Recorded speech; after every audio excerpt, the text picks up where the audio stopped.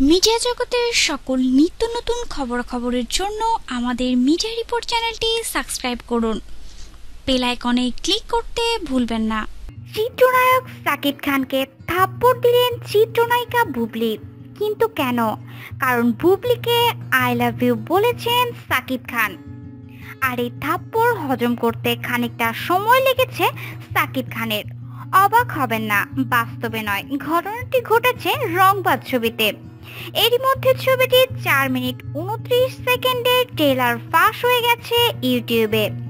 আগেই জানা গেছে এবার ঈদুল আজহায় প্রেক্ষাগৃহে মুক্তি পাবে সাকিব খান ও বুবলি অভিনীত আলোচিত ছবি রংবাজ।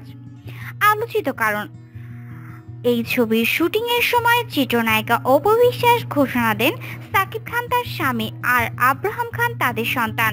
সাকিব খানের পাশে বুবলিকে দেখতে চান না অপু। সাকিব খানের সঙ্গে বুবলির সম্পর্ক নিয়ে সন্দেহ প্রকাশ করেন তিনি। আপত্তিকর মন্তব্য করার জন্য সাকিব খানকে বয়কট করে চলচ্চিত্র সংশ্লিষ্ট 14টি সংগঠন। এ নিয়ে চলচ্চিত্র ঐক্যজোট নির্দেশ অমান্য করায় পরিচালক শামীম আহমেদ রনিকে আজীবনের জন্য নিষিদ্ধ করে চলচ্চিত্র পরিচালক সমিতি। সাকিব খানের সঙ্গে আলোচনার পর তার উপর থেকে নিষেধাজ্ঞা তুলে নেওয়া হলেও শামীম আহমেদ রনির ব্যাপারে সিদ্ধান্ত অপরিবর্তন রেখেছে চলচ্চিত্র পরিচালক সমিতি। এদিকে ফাঁস হওয়া রংবাজ ছবি ঝাপসহ খারাপ প্রিন্টের ট্রেলার দেখে সবাই হতাশ হয়েছেন। আর ট্রেলারটি কিভাবে ফাঁস হয়েছে এ ব্যাপারে কিছুই জানেন না নির্মাতা কিংবা ছবির শিল্পীরা।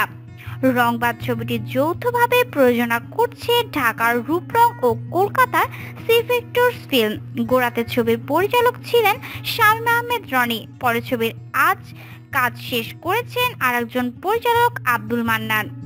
দর্শক, রংবাজ মুভির ট্রেলার বের হয়েছে এবং সেখানে Shakib Khan বুবলিকে I love you বলাতে বুবলি সাকিবকে একটি থাপ্পড় দিলেন। দর্শক, কেমন হবে আসলে রংবাজ ছবিটি? সাকিব বুবলিকে আসলে কেমন লাগবে রংবাজে?